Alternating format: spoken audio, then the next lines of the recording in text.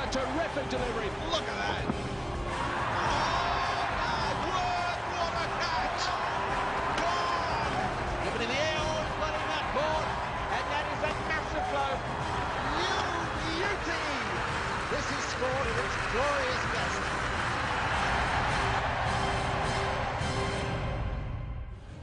Good morning, everybody. Let's have a look at the Australian side that takes part in the first Test match here at the Wanderers. Simon Kadich and Philip Hughes at the top of the order. Hughes, one of three men making their debuts in this Australian side. It is changing times in Australian cricket. The captain, Ricky Ponting, at number 3, Michael Hussey at 4. Michael Clarke is fit and fine and very eager to perform. Marcus North makes his debut from Western Australia. Brad Haddin, Andrew McDonald, Mitchell Johnson, Peter Siddle, Ben Hilfenhaus. That is the side. Hilfenhaus and North, the other two men making their debuts, along with Philip Hughes. And we can look at the South African side. Graham Smith, so experienced and so good and fit again, though he hasn't had a great deal of cricket coming into this Test match. Neil McKenzie retains his place amidst the threat from Ashwell Prince, so there was so many question marks about the batting order. But South Africa have gone with a consistent selection that's made them successful in the last couple of years. Hashim Amla, Jacques Kallis, JP Duminy. The talk is over. It is time for the players to walk the walk.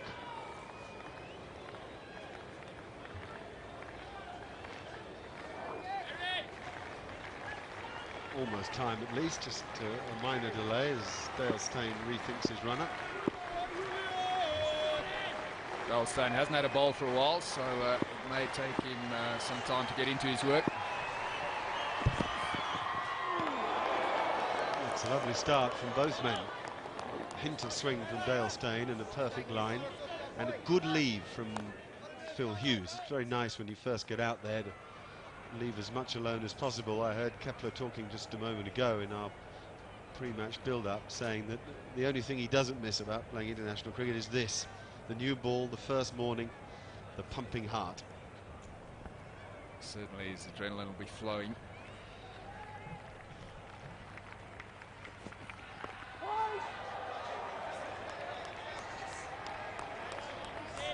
The 17th youngest cricketer to make his debut for Australia, just 7 days younger than Sir Donald Bradman, and he's the youngest since Craig McDermott back in '84. Australia went into a Test match in '85 with 3 guys making their debut, but they've done it again today.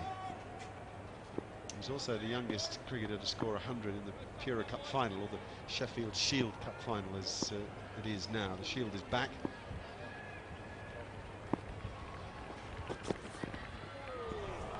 Good delivery again. Sometimes it's an advantage when you're young and you play on instinct and you don't know yet about all the things that can go wrong. So a lot of players have started successfully in that way.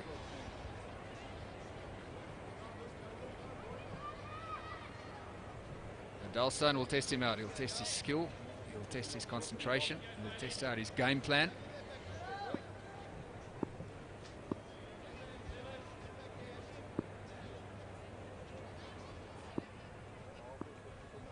Three slips, a gully and a forward short leg. Oh no! What a way to start! Desperate moment for Phil Hughes and a glorious one for Dale Steyn. And for Mark Boucher, it must be said, on his return. Short delivery. Shot really wasn't on in the first over. It was probably too close to his body, so unfortunately for Hughes, disappointment for him. It was a bottom edge. That delivery was too high to control. If he had any chance, he had to try and go up and over, but he tried to get it down. So Hughes has gone for naught. South Africa get their first wicket, 0 for 1.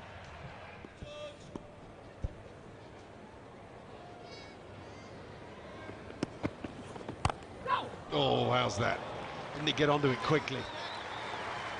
Nobody better at that stroke in the world. One thing about this pitch now is you've got to try and get the batsman to go forward. Ponting plays that shot so well. Great movement of the feet making the stroke. Second boundary for the Australian captain. Terrific shot, this time on the front foot. That was just a push through the covers, and that's what makes for such a good contest between bat and ball at this venue, because the bowler always feels that he's got a chance, but you get value for runs.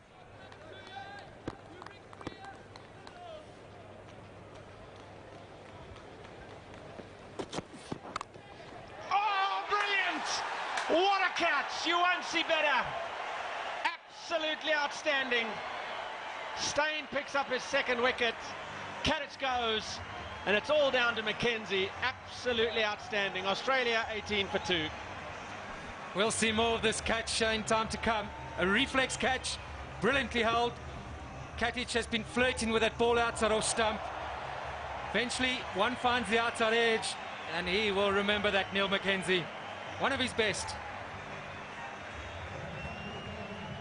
Kadich out for 3. Australia in trouble. 18 for 2.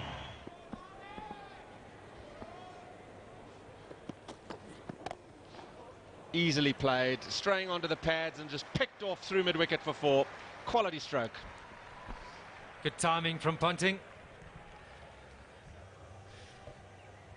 Yes, you feel if he is going to lead his side to success on this tour, he's going to have to play a big role in that with the bat. That's quite phenomenal, averaging 60 against a team in Test cricket. Now that's the risk you run when you're looking to get that middle and off line going. Foolish, you can often just drift onto the pads, and he's too good a player to miss out. Driven sweetly for 4. That is a quality stroke. He doesn't even move. When you're driving a tall man like Morne Morkel, it's often not easy because you're on the back foot. You're thinking back because of his tall height and bounce that he does get out the pitch. So when you do get on the front foot, you need to make sure, as Ponting has done here, that the footwork is good. Spot on. Wonderful record he's got. Jacques Kallis contributes greatly with the ball. Pulled away with a certain amount of authority. Had to wait for it a little bit. Didn't come onto him as quickly as I think he anticipated. Dealt with it very well in the end. Hussey off the mark. Couldn't believe it. I've just realised that's his first scoring shot. Yeah, be happy with that. Whoopsie. That's hit him on the finger, and that's sore. His immediate reaction was as if he was in a lot of pain. He hasn't taken the glove off, so perhaps it isn't as bad as I first thought. Maybe it's hit him on the arm. Has it hit it perhaps on the underarm? Yeah, it's hit him on the right arm near the elbow. There you go. That gives it to you. Very painful, that. And you can tell by the reaction straight away. Ponting was, look at that, he's forward. And I talked about bounce, awkward bounce from Morne Morkel. That's a length. He has to be forward at that delivery, and it's just reared up at him. Also just jagged a touch, so misses the bat and onto the arm. Out! Kallis makes the catch. Hussey goes. Morkel's on the scoreboard, and doesn't he love it? Oh, yes. Yes. What a delivery. He'd been letting the ball go outside off stump. Michael Hussey was beaten by Kallis at the other end a couple of times. This time it's fuller, and it's also straighter. And Jacques Kallis makes absolutely no mistake. Another big gun for the Australian team goes down. It's 38 for 3. Pulled away by Ponting. Nobody pulls better than Ricky Ponting, and there's proof of it. He's missed the length there. He's missed it by quite some distance, Jacques Kallis. He's just looking to hit the pitch and be full and get the ball to swing. And if you're ever so slightly off your mark, erring shorter than full, then Ponting will put you away. Nicely done. That's a very good stroke. Stroke that Michael Clarke enjoys playing. And which may or may not have earned him 4. Good chase from Hashim Amla.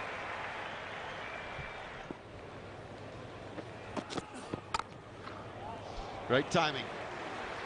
Michael Clarke, strong square of the wicket, just releases the valve a bit for the Australians.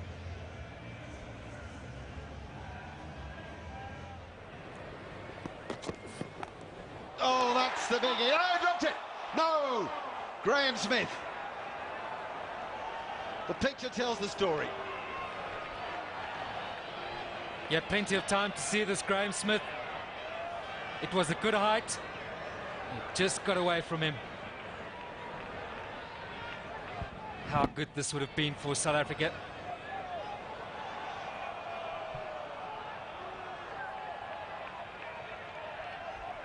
How costly will this prove to be?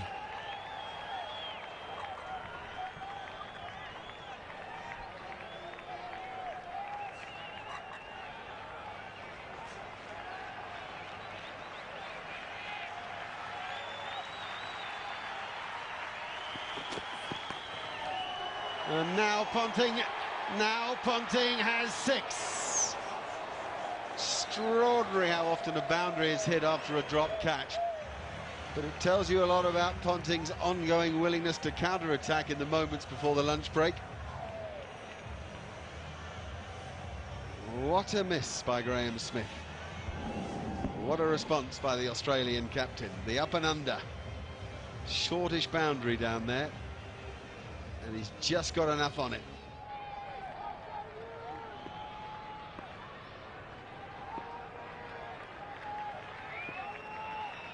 Stain to Clarke, driving straight down the ground for 4. What a way to open proceedings after lunch. Just a little bit full, and Clarke onto it very, very quickly. Stain tries to put a boot on it, probably just as well he didn't. Could have been a bit sore. Some Australian supporters. Eased away through mid-wicket. There's a man back. Can he get round? No, he can't. Just punching it away through square leg to bring up the 50 partnership to go along with a fine Ponting 50. Just, what seems to be just another 50. It's actually his 45th career 50s, 9th against South Africa, and his first on this ground. And what an important innings it's been, and he knows very, very well that he can't be finished yet. Sweetly driven. There's a man back, but he's got a lot of ground to make. Azamla gets round, cuts it off well, keeps it down to 2. Another over that yields 8. Australia motoring along. It's 114 for 3. Fabulous straight drive. That is Ponting's signature. Talk a lot about the pull and the hook, but when he straight drives, he's near his best. With the exception of a 15-minute period before lunch, Ricky Ponting has batted superbly today. He's looked in control from the word go. Perfectly balanced for that straight drive, so he has batted quite beautifully. That's another beauty. Now then, little thin edge, they all reckon, but Billy doesn't. Billy doesn't want a piece of it. Now we've got a referral. Huge moment in the test match because South Africa have asked the third umpire to help with the decision. Here we go. This is what the third umpire will get. Whoa. Pocket. Right thigh, is it? Looked like it, similar to an earlier appeal this morning when they didn't ask for a referral. So that looks like a good decision by Billy Bowdy, unless it hit that inside edge and then flicked the trousers. So a tough decision to make, even for the third umpire. Well, that angle makes it difficult. It's the angle from behind Ponting where you think there might be inside edge. Remember that the third umpire has to be sure the man in the middle made a mistake. Well, that doesn't help us. This may be inconclusive. It may simply not be out. It's Ricky Ponting that is being judged at this moment. Not out. Ponting survives. Just a wry shake of the head by Graham Smith. Fair enough to go for the referral because there was a noise. So although he loses the referral, no harm done.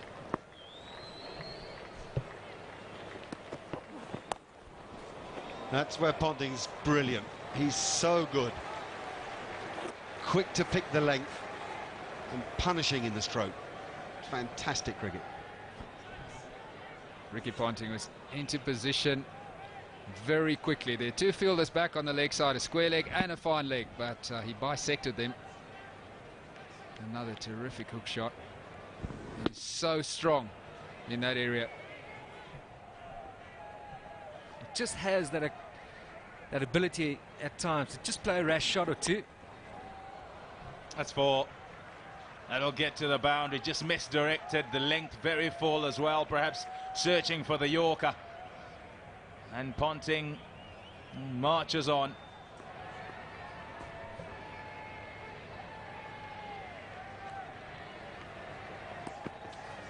Bowled him! He's bowled him! It swung back hugely. He's going to leave that alone, Ricky Ponting, and it was going to take a peach like that to remove him. What a fantastic delivery. Out of the blue, a big in-swinger. Misjudgment there by the captain, Ricky Ponting. Look at that late in-swing. Brilliant stuff from Mackay and Tini. I'm sure Ponting in his career wouldn't have got too many of those, but it brilliantly played 83. Australia now 151 for 4. Lovely shot. That's a really good shot from North. It was short. He was ready for it this time, and he was right over it. Well controlled for 4. Interesting. He seems quite prepared to take on the short ball, get out the hook shot. It excites fast bowlers when they see this sort of shot. Oh, shot. Just a hint of width, and he was onto the back foot and hitting through the line for 4.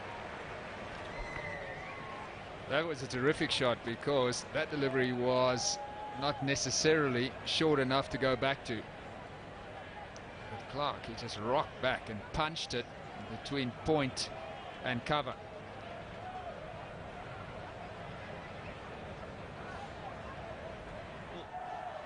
Part and parcel of the day as Morkel steams into North.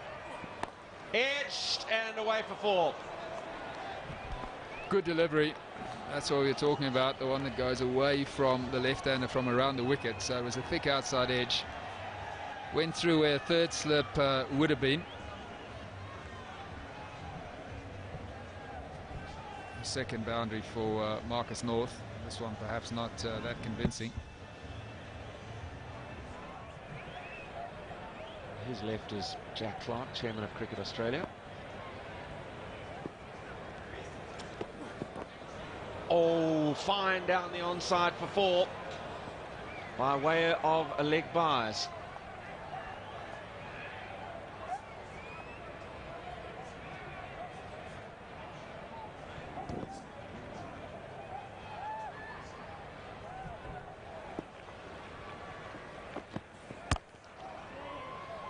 Fluent stroke. He finds the gap again and away for 4. Michael Clarke at his best. That was driven on the up. Timing was superb. He played this ball late as well, right out of the middle of the bat, presenting the full face. It's been impressive today. He's got his 68 runs off 88 deliveries, 10 boundaries. Came in when Australia found themselves under all sorts of pressure. Edged and gone! Steyn strikes just what South Africa wanted.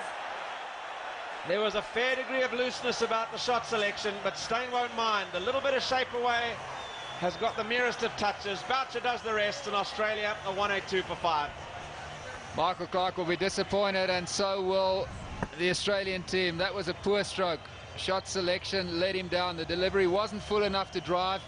It was wide, it was moving away. He got a thick outside edge, and Dale Steyn strikes. Michael Clarke is gone for 68. Australia now 182 for 5.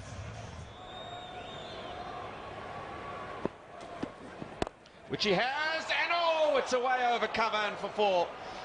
Sliced drive. Wasn't played convincingly, but picks up a boundary nonetheless. Lucky there, Marcus North. The delivery wasn't full enough to drive. He didn't get over the top of it either. Played too early. That came off the open face of the outside part of the bat and just cleared backward point. Game's been pretty static since tee. Pulled away, nothing static about that. Beautiful shot. He's a dangerous player, Brad Haddin. He can take the game away from you pretty quickly.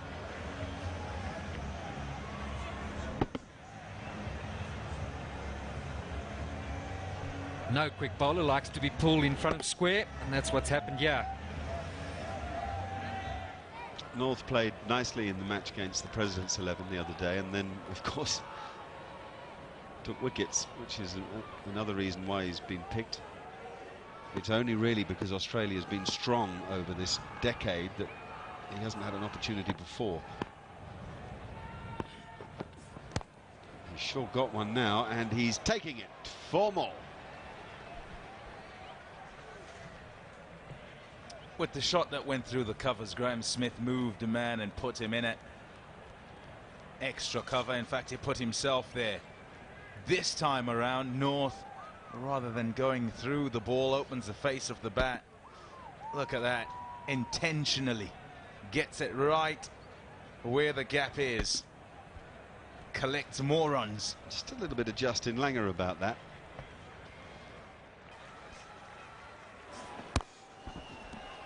Played some thunderous cover drives, and that might be the best of them. This partnership is very dodgy for South Africa. It's already worth 46. North has gone to 40 from 65 balls. Brad Haddin 18 from 23, and they look relatively comfortable. Expensive, that.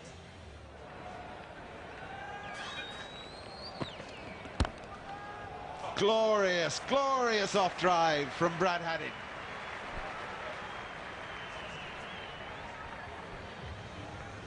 Oh, what a shot. Nicely into position. Balance. Time for discussion. How bad is the light, says Mr. Bowden to Mr. Buckner. It's definitely got darker.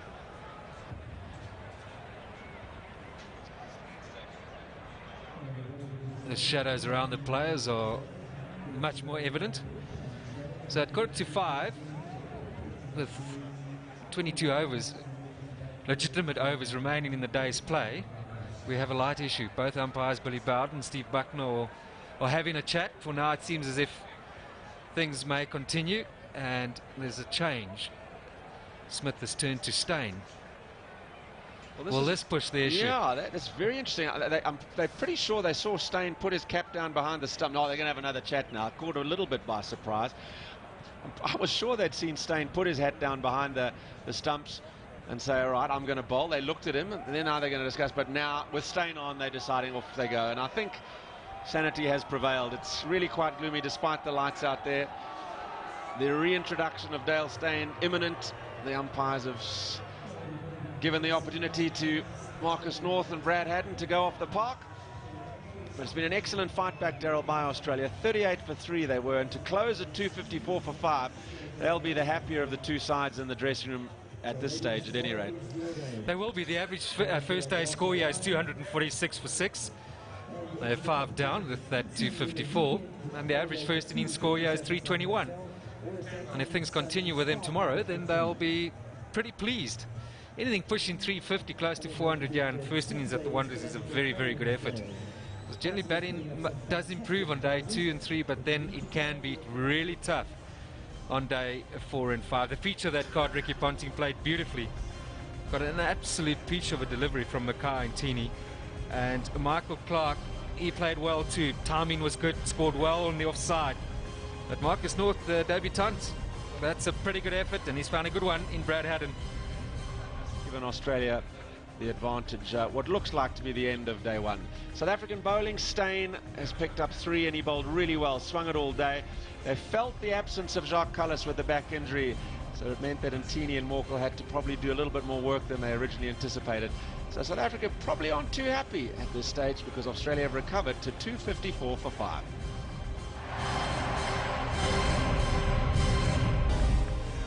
Day 2 of this Castle Test here at Wanderers between South Africa and Australia. Welcome on a grey overcast day, a humid day, and certainly a day that the weather threatens to play a role.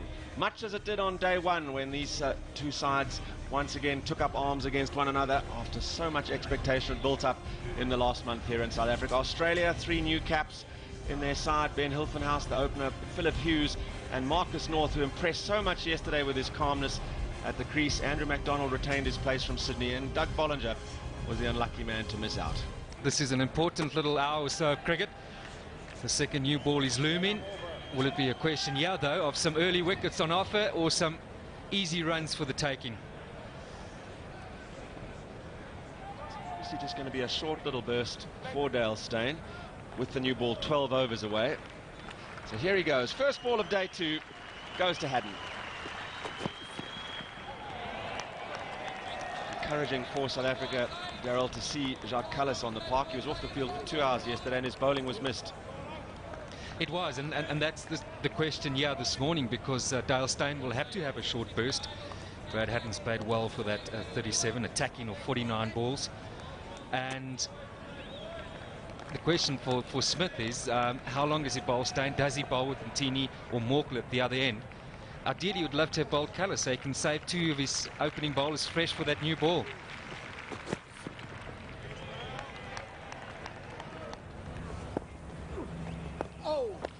Turned round the corner for the run that will take him to 50. He's going to come back for a second. And that's a great hand by Marcus North. 50 on debut and appreciated by the small crowd in this morning. He acknowledges the applause initially of the dressing room, and then this crowd that certainly appreciate that effort. It really is a good one. The last Australian to make a 50 on debut was Brad Hodge against the West Indies some 3 years ago. The last Australian left-hander to make a 50 on debut was Darren Lehman in India, as many as 11 seasons back. Well, that's a poor delivery. That's been picked off comfortably for the first boundary of the day. That was something that plagued Morné Morkel yesterday. But a really good over and then end with a leg side half volley. So 6 from it, 265 for 5. Too short and packed away easily. A skimming 1 bounce 4. That was a poor delivery from Harris. An equally good stroke though from Haddon.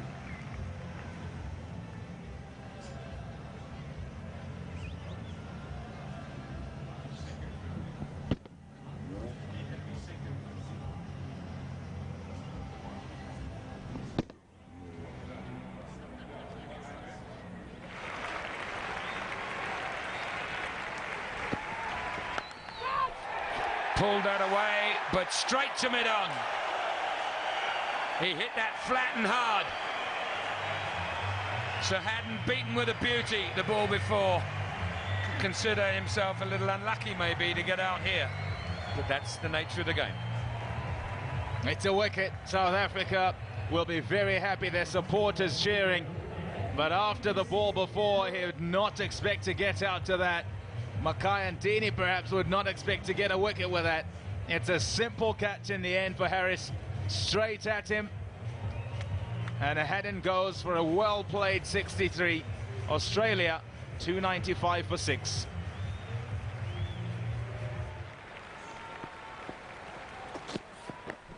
Out. Caught by Kallis at second slip. McDonald gets a naught. And this crowd have got something to cheer about. Wonderful delivery.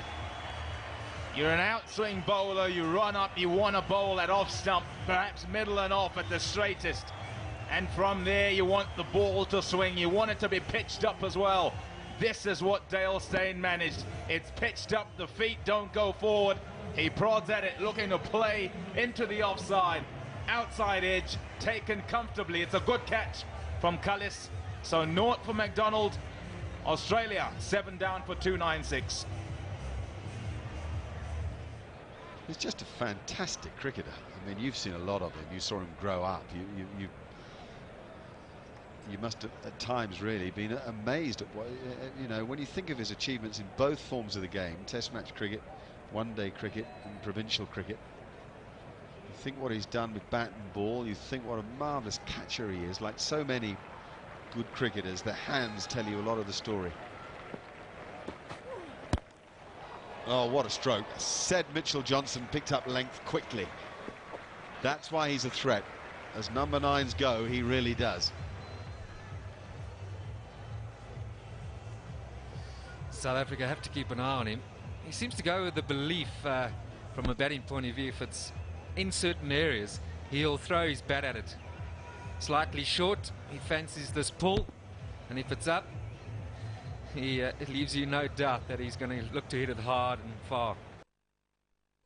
That's North driving beautifully though for 4. It was a nice juicy half volley, and that's as pleasing an off drive as you'd ever wish to see.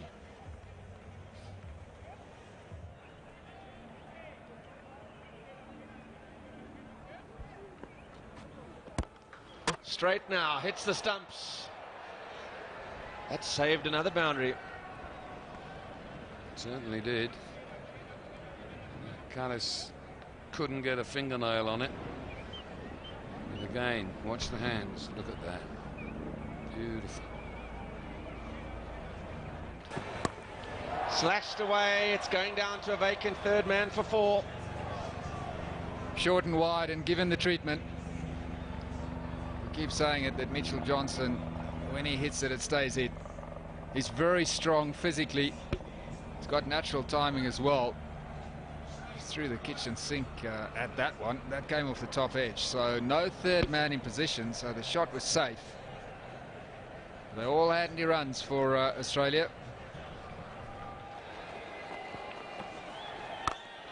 Oh, swept powerfully, well in front of square for 4. Good stroke, takes him to 90. Excellent stroke. Good positive intent shown by Marcus North. He's looking for that milestone, just 10 to go to get a debut 100, so it'll be a magnificent performance if he gets there. That's not out, not out. Whoa. Some alarming bounce that caught Marcus North by surprise.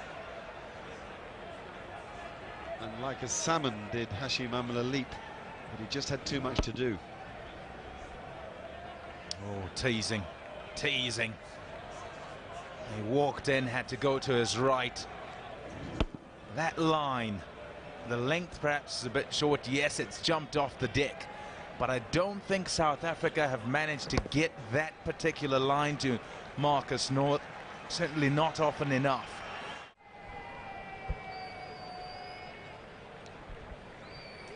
I'm sure he's loved that his side have a long batting lineup. The tail can bat, so he's been able to play normally. Now they're up saving the single. Covers up, deep backward squares up, mid-wickets up. There's a slip, a short leg. Everybody else saving the single that Marcus North needs. The moment that Marcus North will never forget. He becomes the 18th Australian to make 100 on Test match debut. A superb innings. Brilliant stuff. His change room are up and applauding him because it's been a fantastic innings.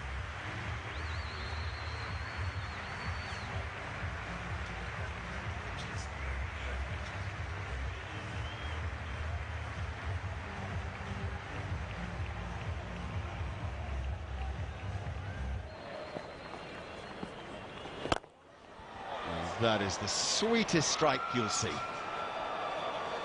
And it's worth maximum. It's 386, 392 indeed for 7.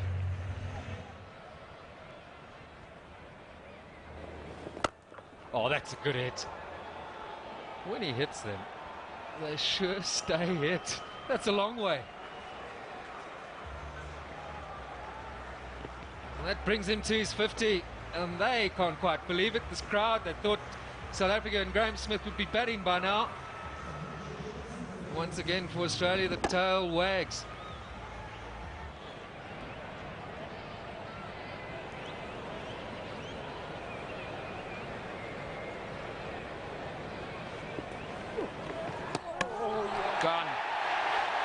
him, and in the end, it's Harris who makes the breakthrough. Neat work by Boucher, and the 8th wicket falls. Where's he been all this time? Finally, the partnership broken at 413. Bit of relief here for South Africa. Probably looking to come down, looking for that single to mid-on. Well taken by Boucher. Seizes the opportunity, just takes the bails off. So Marcus North, then in hands. What a debut. Australia now 413 for 8.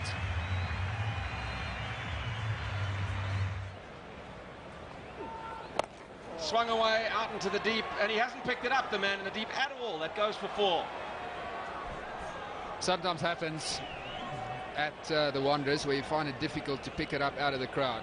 That's exactly what happened now to JP Duminy. He was at deep mid-wicket on the boundary. Mitchell Johnson played the slog sweep, but JP Duminy had no idea where the ball was, and that certainly is a disconcerting feeling.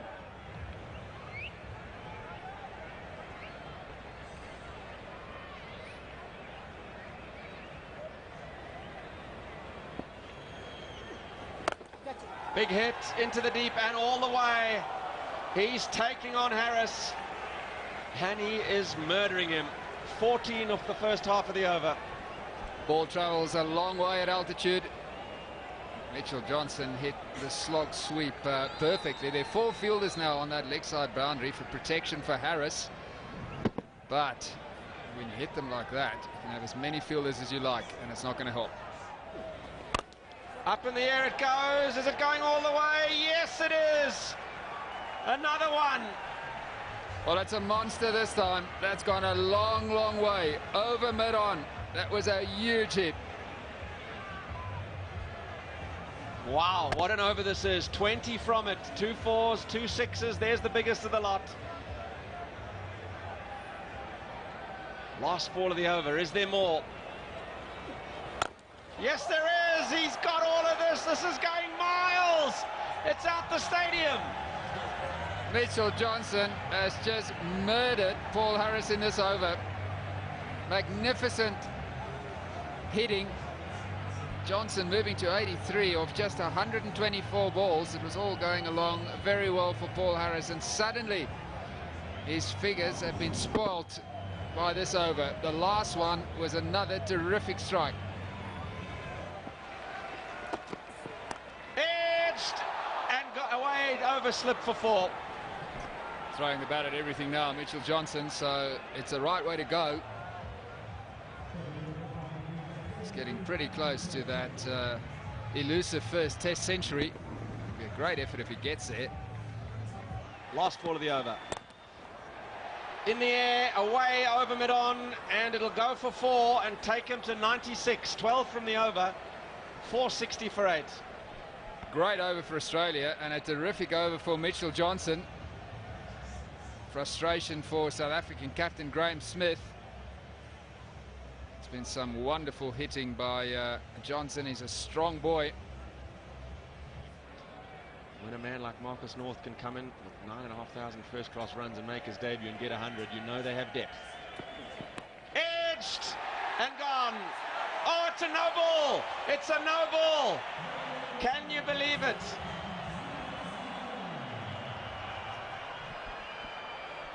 Morné Morkel has got a no-ball problem from time to time, and it's always inevitable that it'll bite you when you least need it to. If you overstep on a consistent basis, the wicket with that no-ball is going to come, and he's way over. Well, South Africa will feel the world is going against them now. Get a wicket, but he's well over. There's no doubt of that. Umpire's got to call that. It wasn't even marginal. Good delivery, edge found, but still Siddle will stay, and the captain and vice-captain plotting what may yet happen over the next 3.5 days. Ugly looks abound. Edged and gone. Can you believe it? Can you believe it? This time the feet are in the right place, and South Africa can afford a smile. just as well they're saying they wouldn't have been happy with Morne Morkel, but he's made amends. 2 from 2. Pressure now on Ben Hilfenhaus to try and hang in there with Mitchell Johnson, just 4 away from the 100. Repeated the delivery before, outside edge, straight to Cullis. Even an easier catch this time, and fortunately Morne Morkel had his foot behind the line. So Settle's gone for 9, 466 for 9. Now Ben Hilfenhaus, number 11, 3 balls remaining. He needs to survive them to give Mitchell Johnson the chance to get to his 100. Be heartbreaking for Mitchell Johnson if he's not out on 96. 3 slips in place. Gully, leg gully. Morkel to Hilfenhaus on debut. Oh, he's gone! Oh, he's out first ball, and Mitchell Johnson is stranded on 96. Oh dear, oh dear. As brilliantly as he played, he's been left without partners, Mitchell Johnson. Hilfenhaus goes out first ball. De Villiers took it comfortably, and this is how it all ended. 2 from 2 for Morne Morkel, so he'll be happy, but what disappointment for Mitchell Johnson. He played quite brilliantly, deserved 100, but he's not going to get it this time. He's left stranded on 96. Ben Hilfenhaus, we said it before, he's a real tail ender. He goes first ball, so Australia, their innings comes to an end, 466. What a great performance it was by Australia. Batting first, and it has swung and seamed throughout. The first 3 were nipped out with just 38 on the board, but it was Ponting and Clarke, the captain and vice-captain, who began the fight back. A meritorious one it's been. The hero, though, a century on debut for Marcus North, and Mitchell Johnson denied that when the last 2 wickets fell off consecutive deliveries. 96 not out, his career best, and how he deserved 3 figures. But 466, Australia are in the pound seat here at tea on day 2. They're the partnerships. Look at that, North and Johnson, 117 for the 9th wicket, and really put Australia in a position of great strength. Siddle and Johnson added 53 in a matter of just 5 overs, with some of the most clean hitting you've ever seen here at Wanderers by the left-handed Mitchell Johnson. South Africa's bowling not that pretty given the expectations on this pitch. Steyn picking up 4, Morkel the last 2 to make his figures look more respectable, but the absence of Cullis with the back injury has probably hampered the South African attack and certainly enabled Australia to get to this massive 466 that they've achieved with 5 sessions of high quality batting. Now it's going to be Mitchell Johnson with the new ball on the back of his quite breathtaking innings. I mean, you can't imagine the ball being hit cleaner than the manner in which Johnson hit it. He'll bowl now to Mackenzie. There's 3 slips in the gully in place. Michael Clarke is fractionally behind square at point, mid-off, mid-on, square leg and long leg. A very orthodox field from Ricky Ponting. Nobody in at short leg.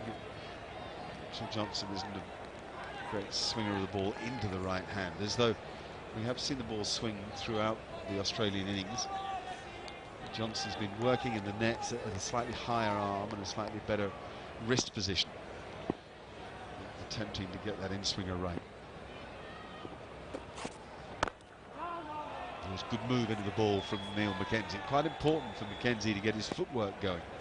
We saw him in the first couple of test matches in Australia get stranded in the crease, and that cost him with his stronger shots, his back foot shots, and certainly defensively going forward he was all at sea. It was only when he made runs in Melbourne to help win the game in the second innings that he got a bit of confidence and played better in Sydney for it.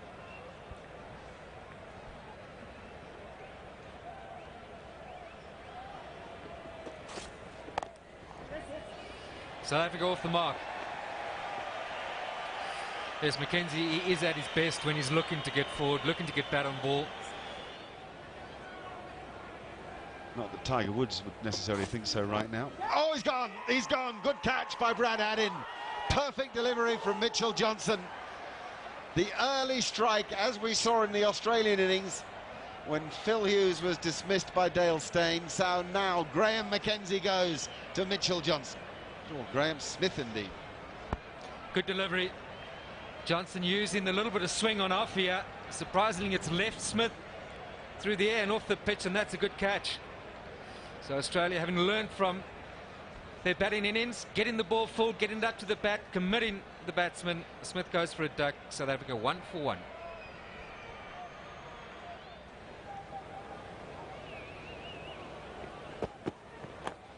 It's also, yes!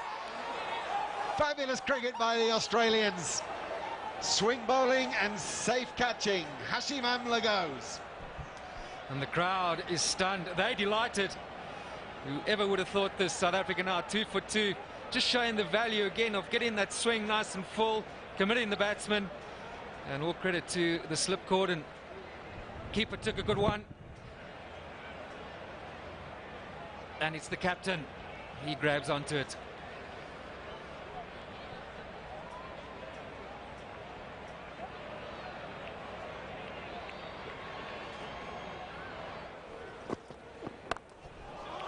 Way to go. You're going to go at it hard.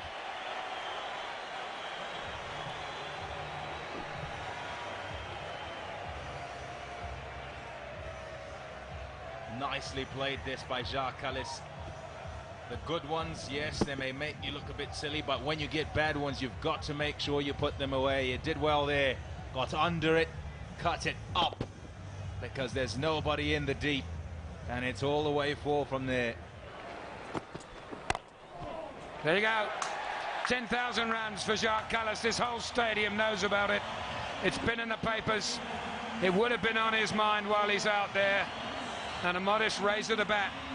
He becomes the 8th batsman of all time to reach 10,000 runs in Test cricket. Ricky Ponting goes up and shakes hands.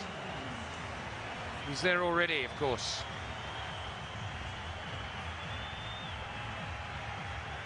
Everyone in the stadium on their feet.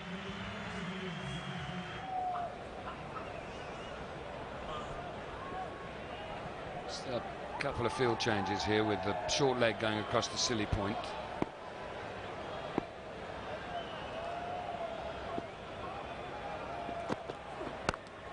Cut away by McKenzie. That'll be 4.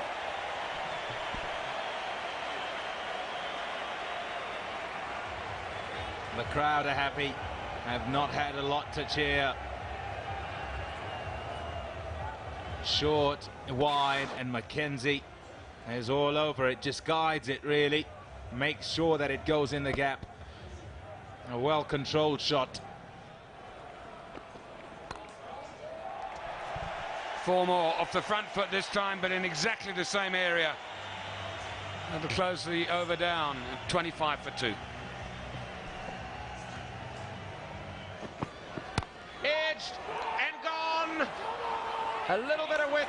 Kallis drives expansively, and Siddle, who hasn't had the best of days, has taken a key wicket, and the Wanderers has gone quiet. Kallis goes for just 27. Flattering to deceive. It's 49 for 3. Well, that is exactly what we saw in Australia. A fluent Kallis, undone by what we'd have to call a loose stroke. Very good take, sharp take by Michael Hussey in the gully. All credit to Peter Siddle, who pitched the ball up, encouraged the drive, found enough movement. Class cricket from Australia. It's 27 for Kallis. It's 49 for 3 for South Africa.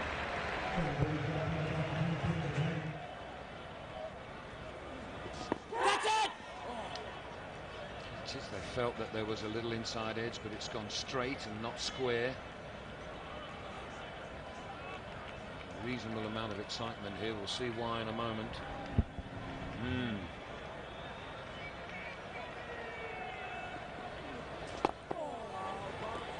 And that concludes day 2 of this first Castle Test match.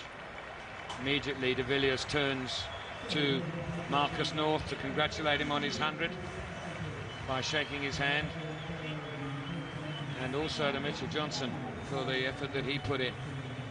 This game has been played in wonderful spirit. Everybody shaking hands with the young debutant. 85 for 3 then, so still a long way to go. 381, which means there's a whole bunch of runs still to score before avoiding the follow-on. With Mackenzie not out 35, Smith out for 0, Amler out for 1, Cullis out for 27, having gone to 10,000 runs in Test cricket, become only the 8th player to do so, and de Villiers not out 13. Johnson 9 overs, 1 for 8, Hilfenhaus 1 for 14 in 10. Siddle 9 overs, 1 for 39, McDonald 7 overs, North for 12, and North a couple of overs there for 5. And all the seam bowlers gave South Africa a problem with quite alarming movement. So Australia then won the toss yesterday morning. They elected a bat. They found themselves in trouble at 38 for 3. But due to the debutant North and great help from Johnson, they managed to get through to 466. South Africa at the end of day 2 are 381 runs adrift at 85 for 3.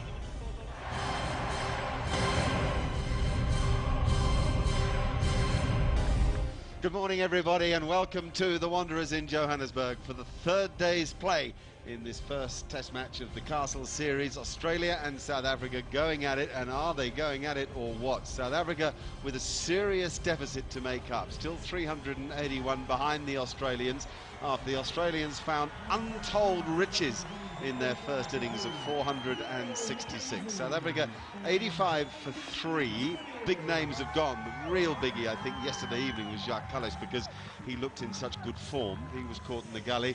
The Australians made the ball swing around and seam a little bit too. Batting's been difficult against the new ball throughout the match, and the game has held our attention because it's been such a good contest between bat and ball, the thing that makes the game of cricket, of course. There's the facts and the figures. Australia 466 with Marcus North making 100 on debut. Mitchell Johnson 4 short of what would have been an extraordinary test match 100. He took it to the Australians. He hit it high and hard and far, and he really looked the real deal, more like he could be a number 7 in test match cricket than a number 9. Ricky Ponting had set it up with Michael Clarke. And then in reply to that 466, South Africa 85 for 3. Neil Mackenzie has hung on. He's faced 117 balls. He's been out there for over 2.5 hours for that 35. That's nicely placed.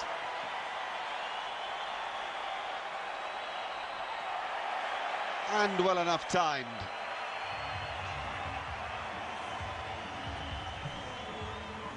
First boundary of the morning and a good one. Maybe de Villiers playing the cover drive well, so that'll give him some confidence. Delivery was full, gave A.B. de Villiers enough room to free up the arms, and he picked that gap between mid-off and cover well.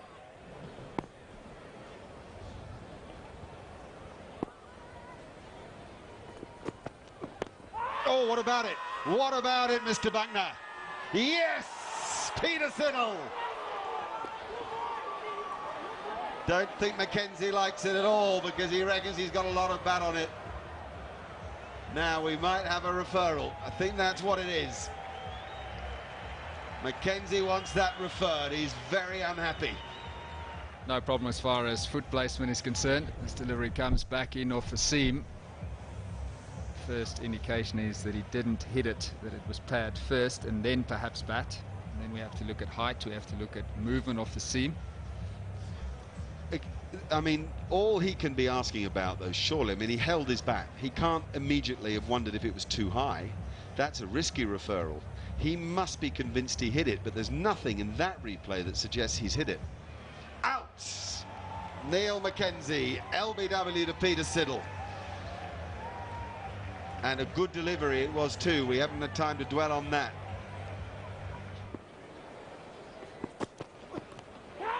Oh, what's that? Oh, well, no. Big noise. Now we might have a referral again. Have we got a referral? We've got one, the second one of the morning. We have a decision pending, and we have JP Duminy with his heart in his mouth. And an awful lot of South Africans. Now we don't have a referral, we have a cancelled referral, and we have a very angry Australian captain, understandably so. We'll have to see what signal he made. Well, this is the great problem with the system. It's so uncertain at present. It's 95 for 4. And a lovely stroke. He really is the most natural of batsmen. And they love him here.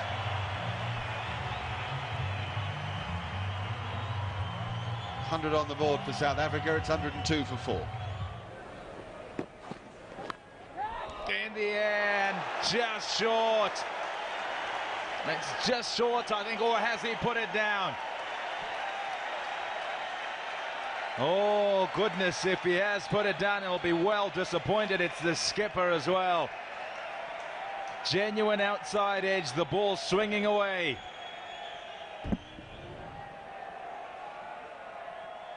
Oh, goodness me. Goodness me, look at the frustration there.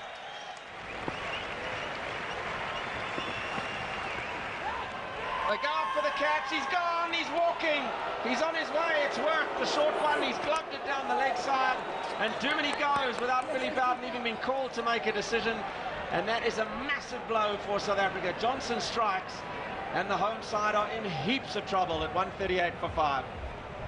The plan has worked. That's the strategy they wanted to employ. They tried it early on. This time it was successful. Duminy didn't wait for the decision. He was on his way straight away. So JP Duminy gone for 17. South Africa in trouble. 138 for 5. Oh, beauty. They go up for the catch. He's got him. And Boucher asks immediately. Boucher asks for referral straight away.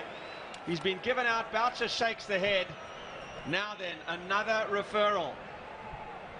Well, it's all happening today, so let's hope for no technical difficulties this time. Boucher shakes his head. He thinks he didn't hit it. The third umpire will have to disagree. I'm not sure that he's going to, though.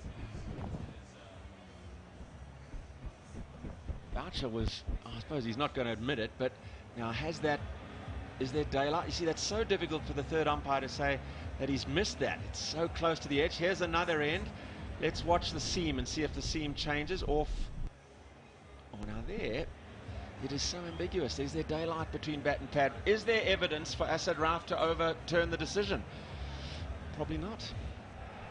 Well, he's made the decision, and he's been upheld and confirmed. So Billy Bowden will be happy about that. Mark Boucher, of course, won't be. Took a fair amount of time to get the decision made. So South Africa now in all sorts of trouble at 138 for 6.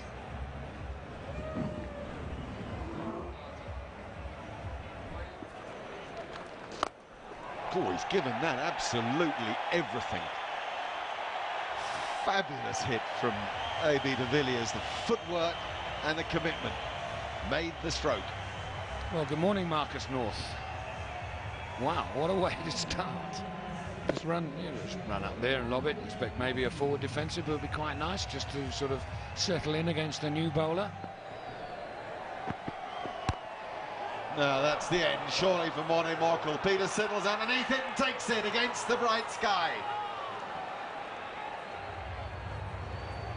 If the shot before was okay, that one was horrible. Really horrible, and it means that 7 are down. He's a big, tall fella, Morne Morkel, and there is absolutely nothing wrong in getting on the back foot and just punching that into the covers. And pull shot isn't one that he plays all that well, I'm afraid, and he's going to have to learn to play it a lot better at this level if he wants to continue to do it. 154 for 7. Oh, what about that? Pad? LBW called out. LBW. You felt it had to be. What a match for Marcus North. Yeah, well, it certainly wasn't an appeal for a catch. First slip wasn't interested in the least. It was Clarke who caught the ball, but this is what it's all about. Hit him full toss on the toe. Now, when that happens, the umpire must assume that the ball is going to continue in the direction from A to B in a straight line. But mustn't assume that it's going to turn. But did it hit him outside the line? He played a stroke. If it's hit him outside the line of off stump, he shouldn't be given out LBW. My first impression is that it did just that. A single for Harris, 156 for 8 for South Africa.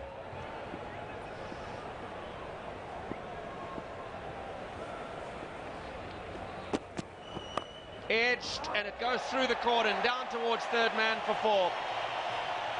Runs for Steyn.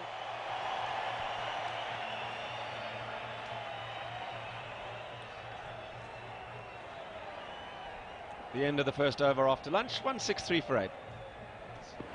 Oh, he's always missed. Edge found, and de Villiers has been put down, and there could be a deflection of overthrows here. Steyn is unaware. He's coming back from a long way down the far end, so they'll get back for 2. Drama early here after lunch. Some luck goes AB de Villiers' way, yeah. Now, whose catch was this? Was it for the keeper, or was that first slips catch? Now it's going straight to Marcus North, but once the keeper starts to go, he's got to keep going, but almost keeps swinging away, and he's at full stretch with one glove. Difficult for the keeper to take that. And then there was a shy, which hit, and Steyn was on his merry way down towards the boundary and had to be called back by AB de Villiers. Steered away to third man, soft hands, it runs for 4. Bowlers don't like this. Just seen a catch being put out, and now thick outside edge to the third man boundary.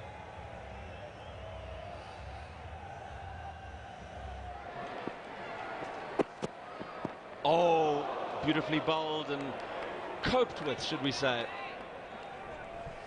It suits you, Brett. Great idea. Yeah, he's facing it here, Dale Steyn. They're happy to dish it out here, the Australian quicks. Well, that could be nasty. You don't want it striking him on his bowling fingers. Mitchell Johnson got him out like this in Perth, so that when they practiced on Christmas Eve in Melbourne, AB de Villiers, his good friend, was serving with a tennis ball and tennis racket. Bounces to him from 15 yards. Not timed, but he's pierced the gap away at extra cover. They'll come back for 2.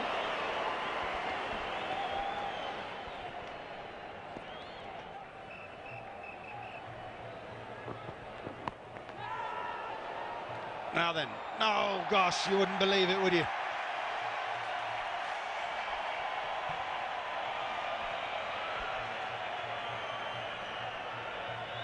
He pedalled and pedalled and pedalled back, but not quite enough. It was tantalizingly close and just teased him, Marcus North, and Siddle would have been wheeling him on. I think he got a finger on it as well. Oh goodness, so close.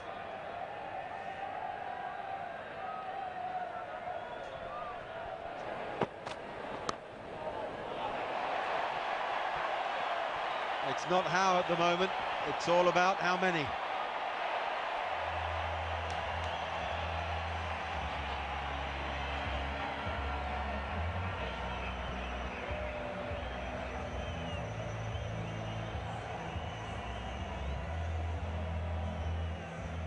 Just looking to get forward, get bat on it. He's undone by the movement. It's off the edge, but it goes in the gap. Well placed, really well placed and timed.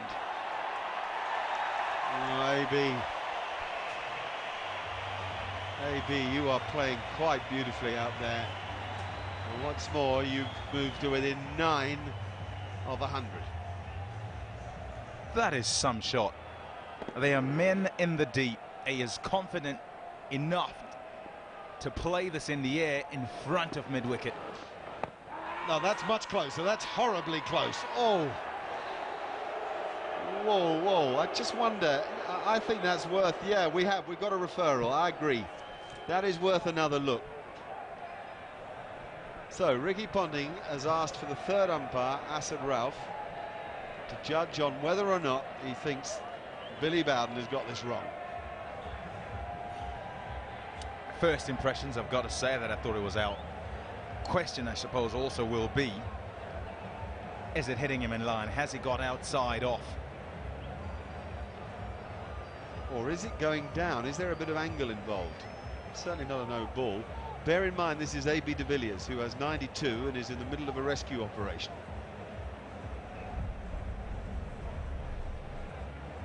dear. I think that Asad Ralph may well go the way of the Australians here. There doesn't seem to be any bat involved.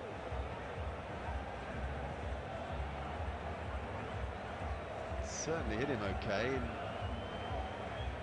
in line between wicket and wicket.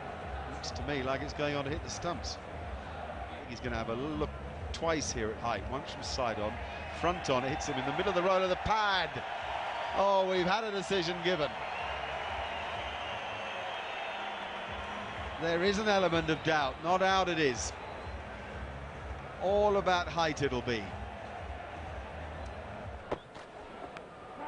That's nicely taken. It's a comfortable catch. But it is nicely taken. Just on the left side of Marcus North at slip. One that on another day Brad Haddin might well have gone for, but he paid for going for one a little earlier. So Steyn finally goes. It's a good delivery, a very good delivery. He's probed his bowled as straight as he can, and this was always going to be the test for Steyn. Would he be able to continually keep McDonald out, having to play the majority of deliveries bowled at him? Answer, no. He's gone for 17. South Africa 208 for 9.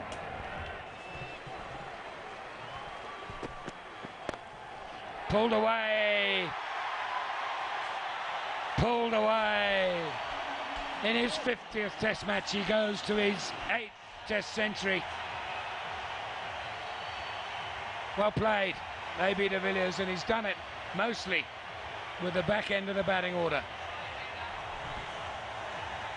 Gets justified applause from the dressing room. It's been a wonderful innings.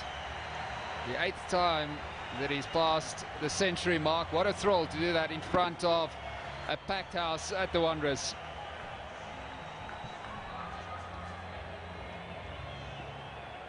Mitchell Johnson's back into the attack. He's had a great Test match with the bat and the ball. Bowled him out. And that is the end of the innings. It only took one ball from Mitchell Johnson.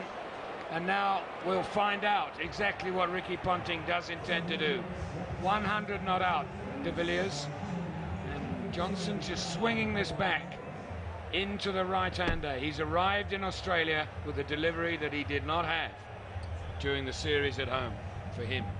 And that, what a bonus that is for Mitchell Johnson. That was just about the perfect delivery to a tail-ender. It swung, it moved in off the seam and bowled Mackay and Tini through the gate. So a good performance by Australia.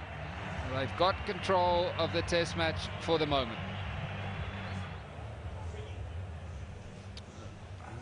That was a disappointing batting effort from South Africa's perspective. A.B. de Villiers, a standout player with 104 not out, so he was quite superb. Neil McKenzie tried hard, he got stuck in, he grafted, but apart from that there was not much forthcoming. Jacques Kallis looked good briefly. And I think that answers the story. He's only got 3 strike bowlers in Johnson, Hilfenhaus and Siddle. 18, 25 and 21 overs apiece, 4, 1 and 3 wickets each. It makes you wonder why Australia chose to choose McDonald for this game, who came in number 8 and only bowled 10 overs when they could have played another strike bowler in Bollinger. So there's the match situation. Australia having batted first, 466, a century from the debutant Marcus North for 117, and a terrific innings from Johnson of 96. South Africa bowled out for 220 with only A.B. de Villiers with 104 showing any real form. So it's not so bad for them to bag them, but you don't want to bag them in the top 6.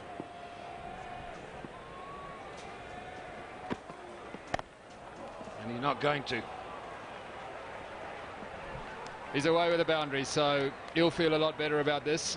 The delivery was short and wide and was swatted away there. Similar shot to what he tried to play in the first innings, but this time the delivery didn't bounce as much. So the shot was on, and Hughes is away with a boundary. Good shot, too much width. Oh, we've seen the shot that Hughes certainly likes to be able to play, and that's the cut shot.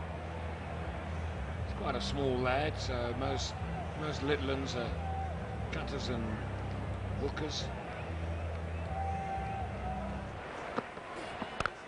Too short again and punished through the covers. Duminy will chase, but not chase hard enough. Another boundary to Hughes as South Africa and Ntini are once again too short.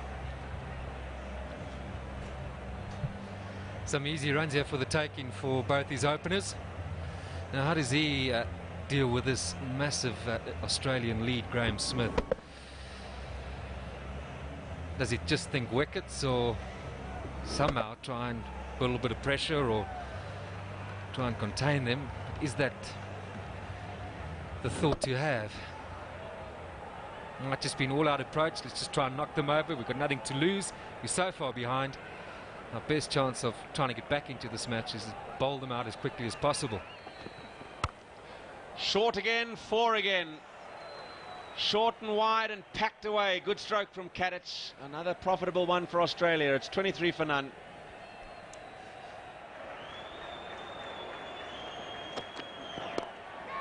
Oh, it's all right. A leaping, flying Hashim Amla couldn't quite grab it. Kadich this time just clips it off his toes. Amla's coming in from a backward square leg position. And it's just above his head.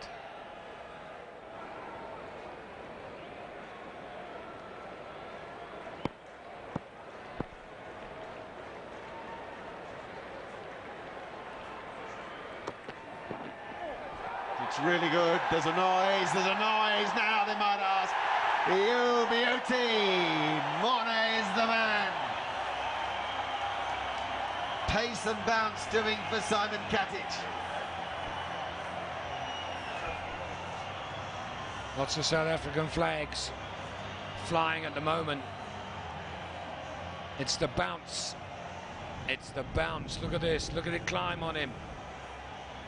A very uncharacteristic bouncer here. He normally catches it and throws it miles in the air. I expected Kadich to query that, but he didn't. He went straight away for 10, 38 for 1.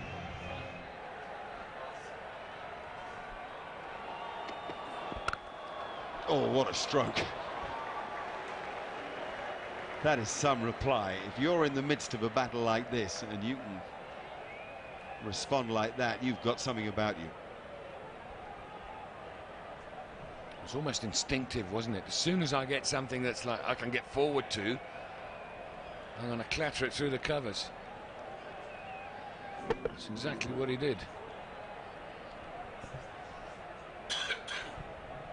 No words that time from Morkel. There is a time to button it, and that's when you just win it for 4.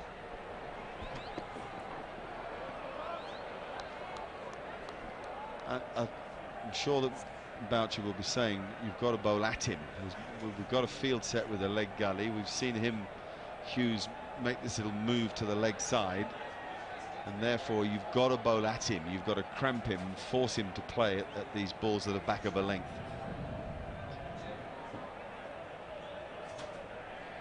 Now, as has been the case, although it's a little later today, we've got the floodlights coming on. A lot darker here, a lot more cloud cover all of a sudden. In fact, we've got some potentially threatening weather.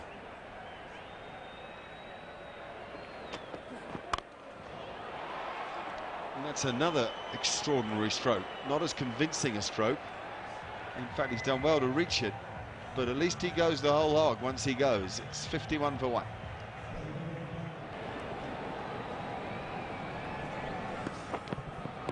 Oh, he's let it go. Big shout from Dale Steyn.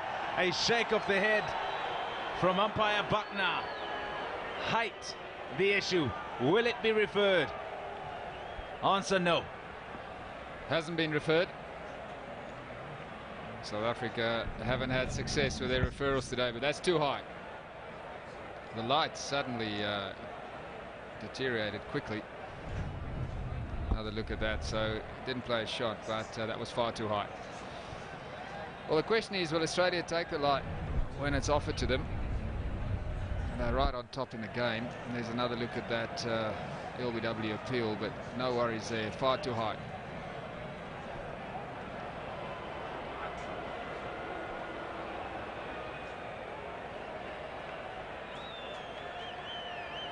Yeah, I wonder if it was about the light that Ricky Ponting would have been speaking. He was directing his words to the umpire Steve Buckner. That's what it looks like around the ground. There are clouds overhead, they're dark clouds, the lights have come on, and I must say it's quickly darkened. It took a long time for the lights to come on today, and look how bright they look. Kepler, you just asked the question, would they take it? There's your answer. Well, they're 300 in front. There's only 1 wicket down. Surely time in the game is important to Australia. But they clearly gone for the safety first option. Hughes didn't refer it.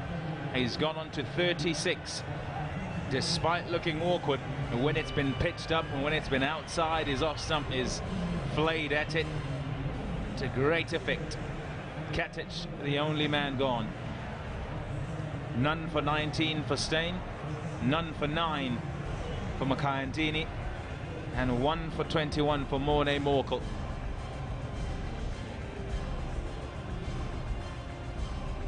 Australia 297 ahead. Very good position to be in. Problem for them is time left in the match.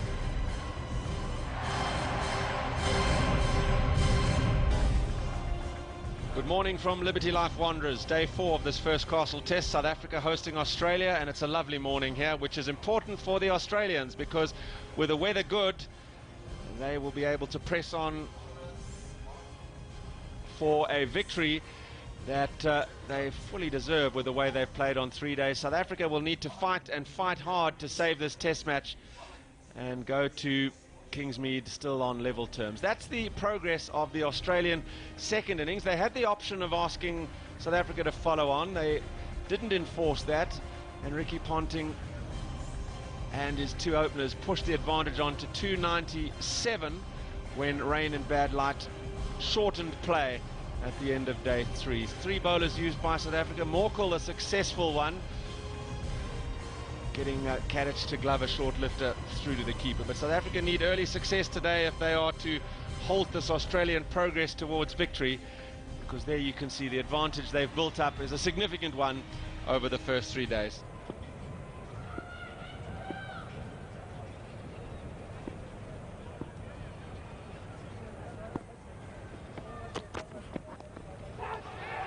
Half a shot. Much the same as yesterday, and once again there won't be a review called for. Smith and Callis's first and second slip were far more animated than Boucher, who was almost just a question from him.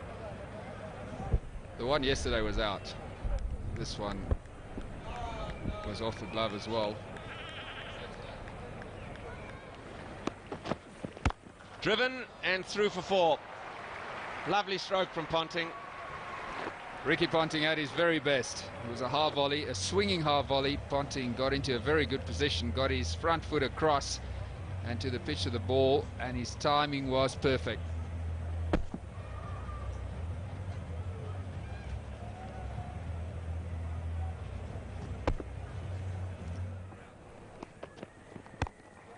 Good stroke off the back foot, punching through the covers on a quickening outfield. Another boundary to Ponting. Another terrific stroke. He's in good form. Ricky Ponting is very confident. The previous over we saw him drive off the front foot very confidently, this time off the back foot. The result the same.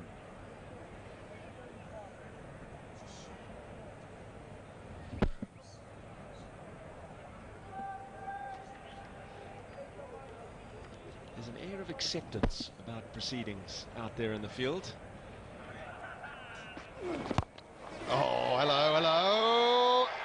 Hashim Amla takes the catch. Ponting can barely believe it. Almost as if he picked the man out. I'd be interested to see whether Jacques Kallis took some pace off this delivery, because Ponting looked very early with the shot and therefore ended up dragging the ball behind square instead of hitting it flat bat in front of square where he wanted to hit it. Perhaps get a closer inspection of the actual delivery a little later on, but in the meantime the Australian captain's gone for 25. Australia 99 for 2. At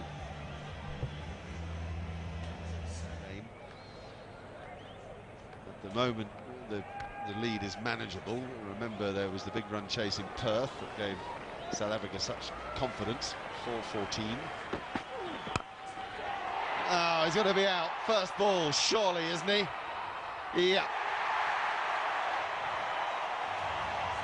And a moment that Michael Hussey will want to forget, and forget very quickly.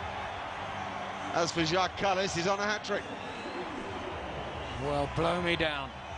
I was about to say after that first ball that I thought this situation was a perfect one for Michael Hussey. Hurried along, he's a nervous starter, get along with it, but I didn't expect him to hit the first one straight up in the air. It went high. Well caught. Looks easy, but you still got to do it. Hussey gone for naught, first ball. 99 now for 3. Oh, yeah. Incredible cricket. Almost unbelievable what we're seeing here. Paul Harris looks a completely new man. South Africa look a completely new team. What a great delivery. Turn, bounce, and what a catch.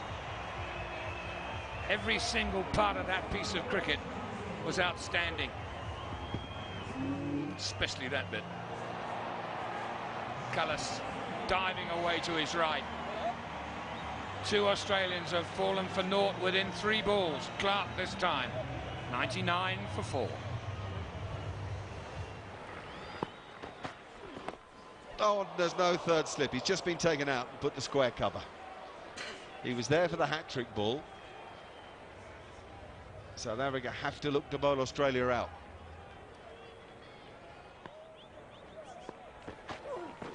Oh, Jacques Kallis! Another strike. Another moment for a great cricketer. Another bit of drama at the Wanderers. Well, this just highlights how much South Africa missed Kallis' services in the first innings with that back strain. He was out of the attack for almost a day. It also highlights that batting on here is not going to get any easier. This ball keeps just a little bit low from where it pitched. It hit the top of the stumps, but from where it pitched, Marcus North would have expected that to bounce higher. It didn't. He's gone for 5. Australia are 104 for 5.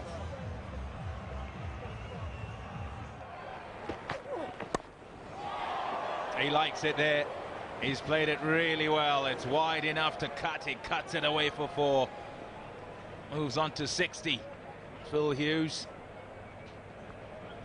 With his setup at the crease, anything that vaguely looks like it can offer a square drive or cut, he's after it.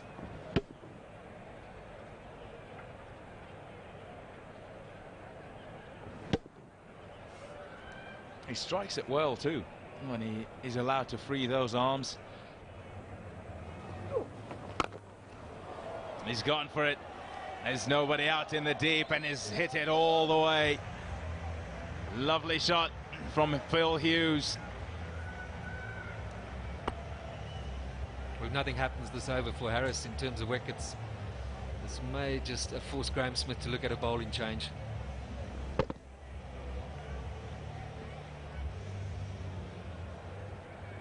Just can't afford to give away too many easy runs right now.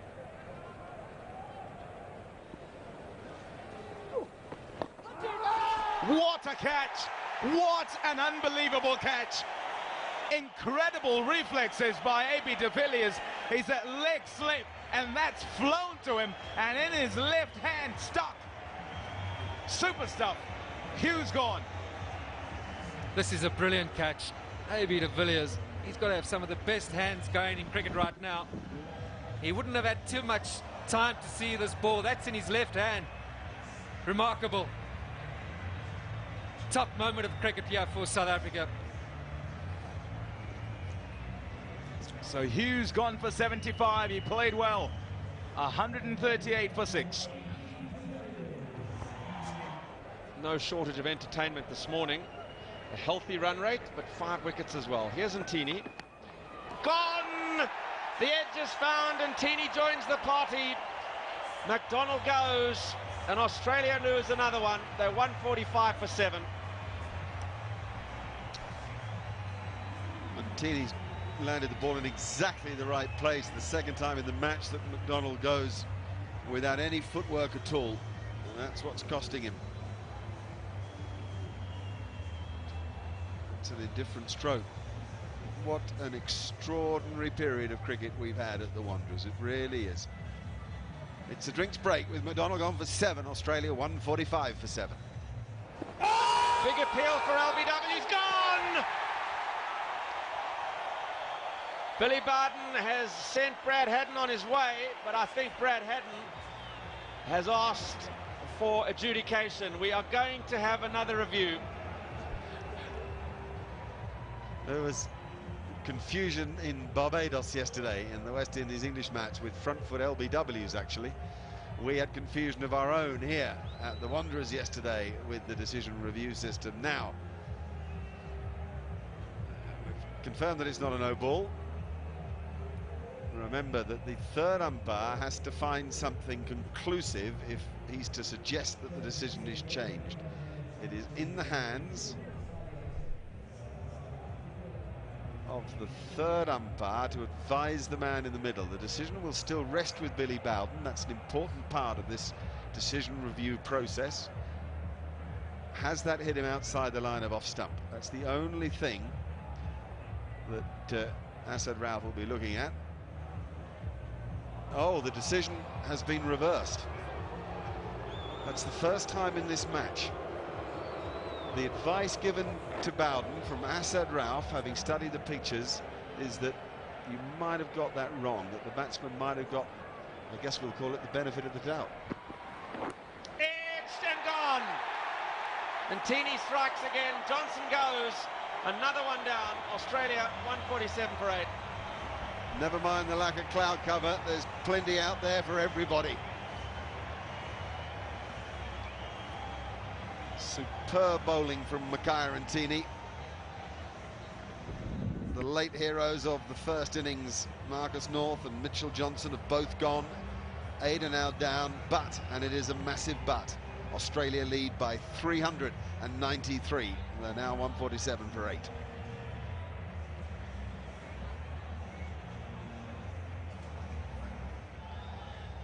Amazing collapse this has been. 99 for 1 were Australia after 45 minutes play this morning, and they've lost, for the addition of just 48 runs, a further 7 wickets in a matter of 13 overs. So Peter Siddle is the new man, coming in at number 10. He faces a rampant Ntini, who starts with a bouncer. Fancy Dale Steyn might fancy a bowl right now. Down the ground, and way down the ground. He does hit it so cleanly. He's one of the best straight hitters of sixes off spinners I've seen. No fear to take on the deep mid on. There's a deep mid off and a deep mid on, but Brad Haddin cleared them with ease.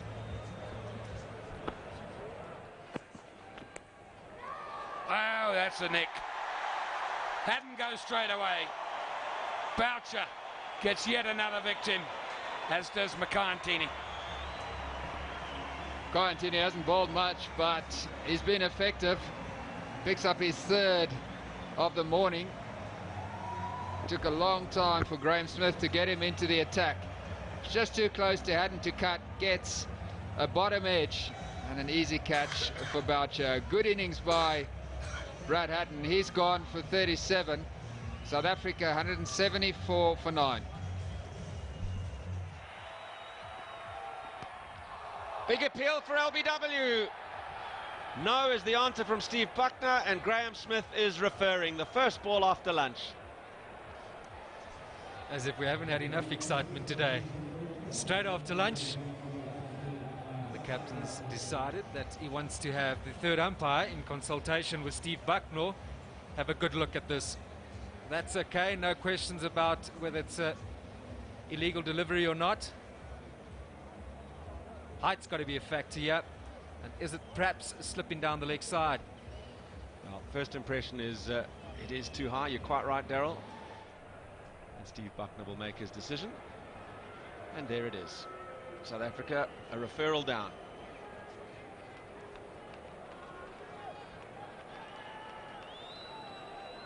So the on-field decision stands, and South Africa have one referral remaining.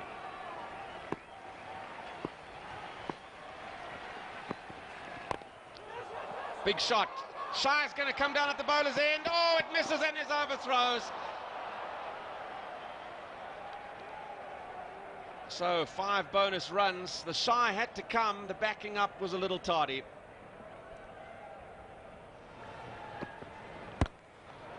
High in the air and beautifully struck, and all the way. That is a beautifully clean hit. Back of a length and teeny. Siddle hits through the line and smiles in the Australian dressing room because it's another big over, 13 from it.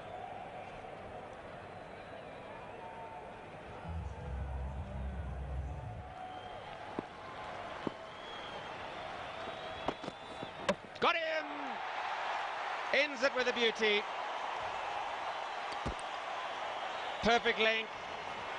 Just did enough, and it's trimmed off stump. Steyn picks up his first wicket of the innings, and Australia are all out for 207. South Africa need a world record, 454, to try and win this test. Superb delivery from Dale Steyn again, just highlighting the importance of getting those lines and lengths good. Left him ever so slightly through the air and off the pitch. So that's probably, again, a wonderful indication here for Australia what lines and lengths they will need to bowl and what South Africa will have to be, from a batting perspective, very, very cautious about, because there is, in that sort of area, something happening all the time. That's nicely played.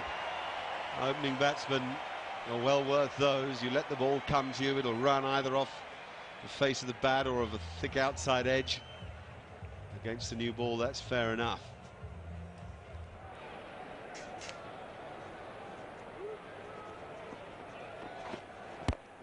Oh, super shot, straight down the ground. Closed the face a little. It may just get there. No, it hasn't.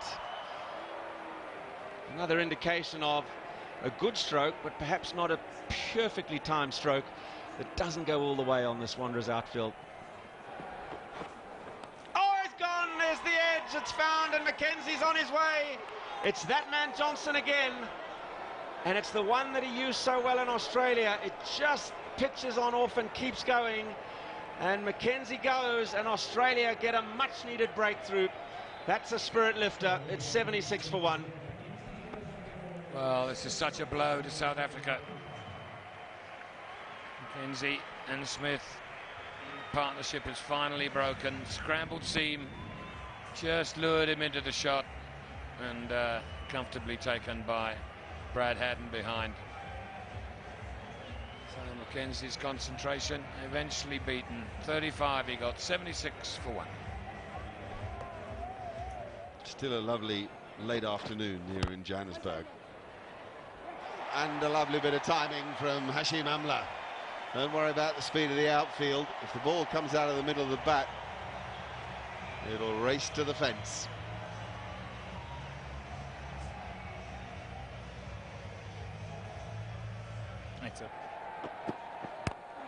Oh, it's gone up in the air. This is going to be out. Graham Smith went for the pull shot, and he got a top edge. Look at how happy Ricky Ponting is. It's a huge wicket, this.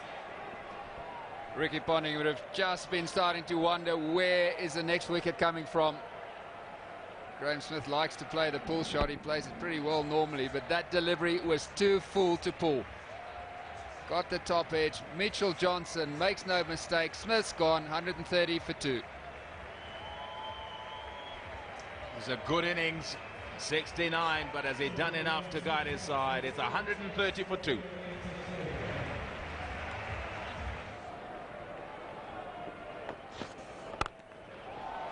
Cracking stroke.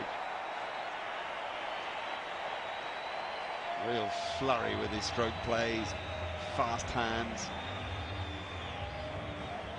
Exciting cricketer to watch.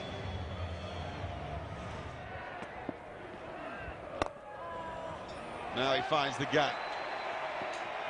Brilliant stroke play from Jacques Kallis. To full, to straight. And Kallis has picked that gap out perfectly between mid-on and mid-wicket. Oh, lovely touch.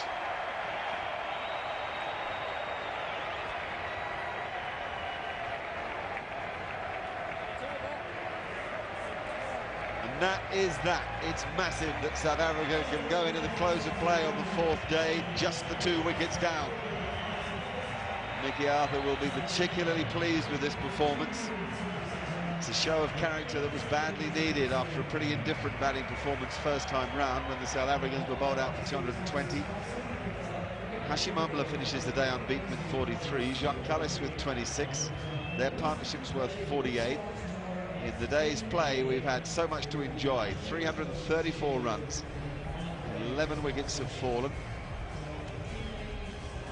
Both sides have had their moments to cheer about, and the match is beautifully balanced as the 5th day awaits us, with South Africa needing 276 and the Australians a further 8 wickets to rid themselves of the horrors of losing the series to South Africa at home just recently.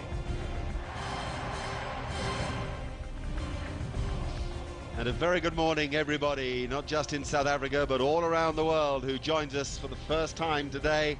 And we're very excited about this final day's play in the first Castle Test match between South Africa and Australia. We are perfectly set up. What a day we have in store. All the results are possible, with the South Africans needing 276 to win the game and Australia needing to take 8 wickets to confirm the superiority that they've shown for much of the match, though it must be said, not for a fair part of yesterday, where South Africa fought back in the way that they'd done throughout the tour of Australia and suddenly found themselves changing the momentum to such a degree that when play closed yesterday evening, the South African dressing room may well have been the happier of the two. There's Ricky Ponting having a word to his team as they go out with a bit of cloud cover. Ponting's felt all along that cloud cover allows a little bit more movement for his bowlers, and that has been the case, though it's not as humid as it's been on other mornings. It's a fresh type of morning.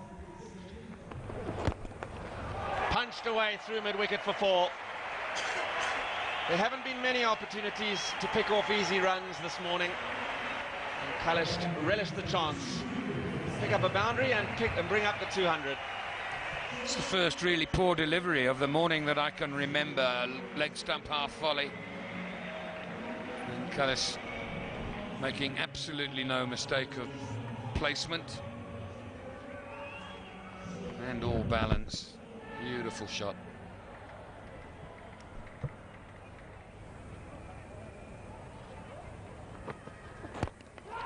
Oh, it's an easy wicket. He's chipped it straight to mid-wicket. It's normally his strength. Today it's been his weakness. It might have just stopped on the pitch a touch, but Amla flicking away to the onside has given Siddle the breakthrough, and that's a major blow to South Africa's cause. I'm not sure how he got that ball so high. It wasn't a long half volley, but he normally plays that shot, as you said, so beautifully. A good innings, though, from Amla. 57, 206 for 3.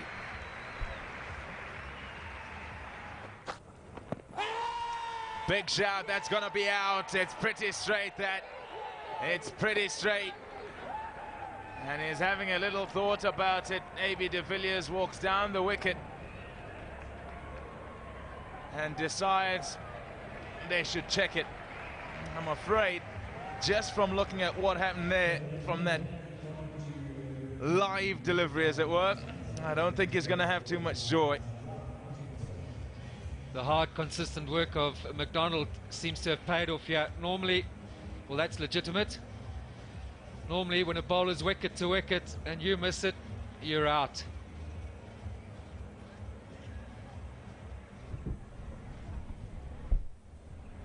Is it, though, going to be hitting middle and leg? Is there perhaps a bit of doubt here that the ball might just be slipping down? Height doesn't seem to be a factor.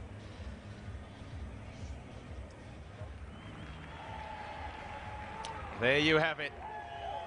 AB de Villiers is out. LBW, Andrew McDonald, and South Africa are 211 for 4. This is how it happened.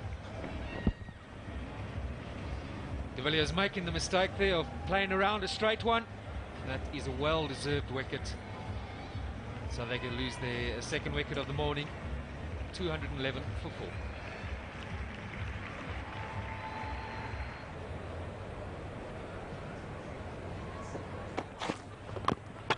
Oh, he's dragged it on. Cullis has tried to drive a wide delivery and has dragged it on. And that is the big one for Australia. Johnson does the job. Cullis goes for 45 and a 229 for 5. South Africa are on their way down in the test. Johnson gets a big breakthrough, not necessarily with his best delivery. It was full and it was wide. The shot was on, but unfortunately Jacques Cullis playing a long way away from his body, getting a thick inside edge and dragging it onto off stump. So Australia's strike, they're in the pound seats. Cullis is gone for 45, 229 for 5.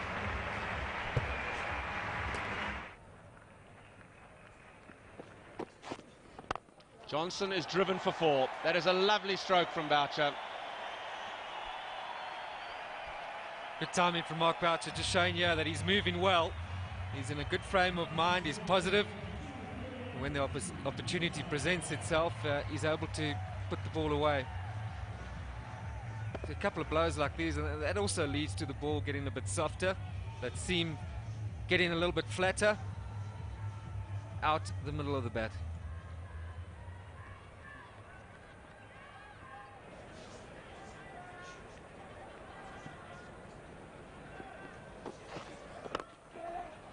Sets off for the single. Oh my word.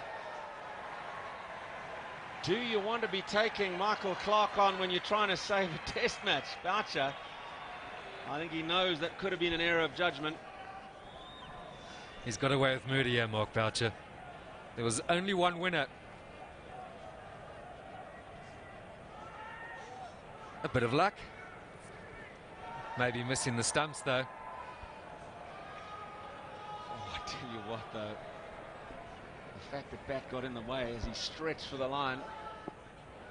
They've been very impressive, the Australian bowlers, whole bowling attack, and in bowling attack I mean more the seamers, because in Australia they were criticised, and justly. The question was always, are they able to take 20 wickets? And they weren't. Oh, you ripper! What cricket that is! Peterson really deserves it. Can rely on Ricky Ponting to pull off the catches that matter too. That is a top-class performance from Australia in every way, and in the end it was too much for JP Duminy. That ball seriously flew at him. He's worried about the one that he would fend off on the leg side, but this time it's jagged, gone across him, and the edge gone to slip. It's a good catch at slip, and the skipper happy with the breakthrough, happy with his bowler. JP Duminy's got to go. He's gone for 29. South Africa 268 for 6.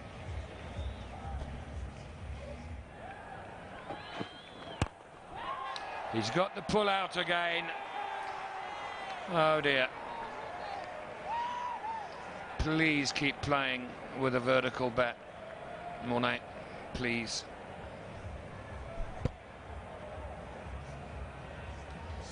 Good cricket from Australia. It may just be that Walker feels that this is his best form of defence. Play a shot off the splice, the easiest of catches. South Africa now 7 down, and Australia need 3 more wickets to win this first test match.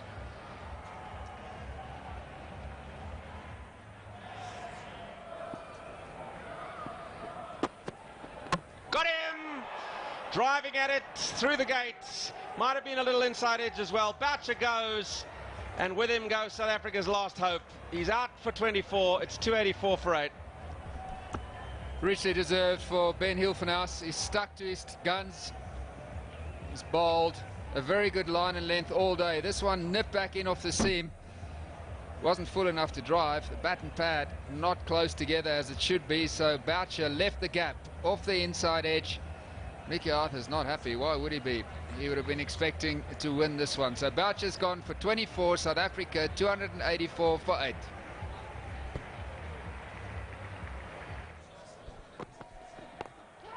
Oh, he's got him straight off the face, straight to short leg. Harris hasn't coped with the short one, and Australia are on the brink.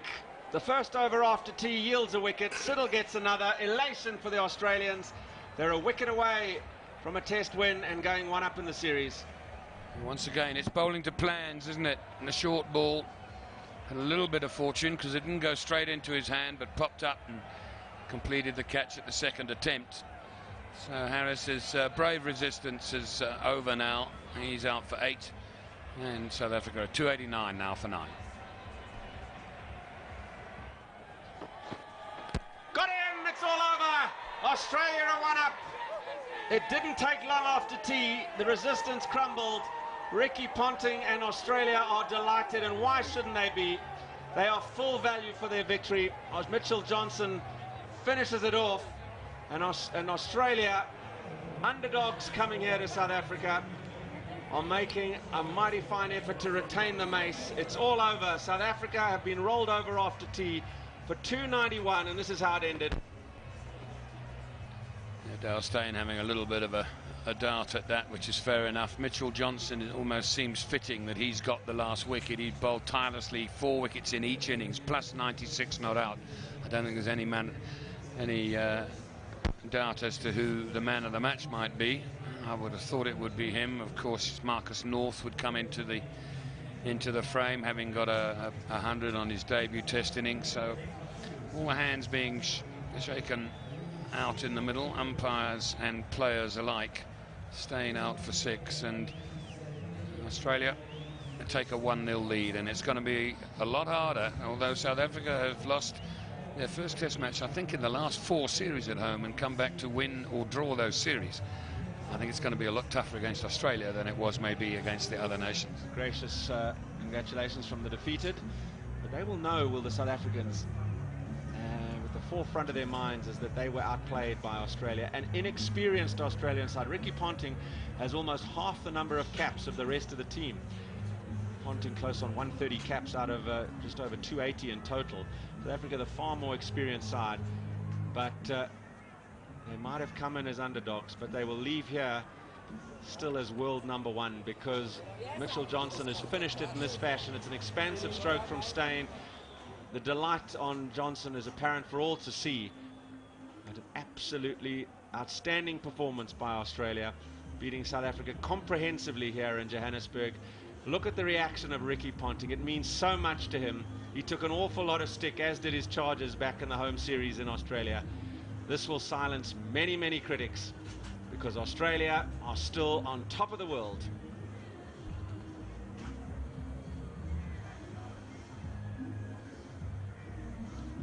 There was a whole bunch of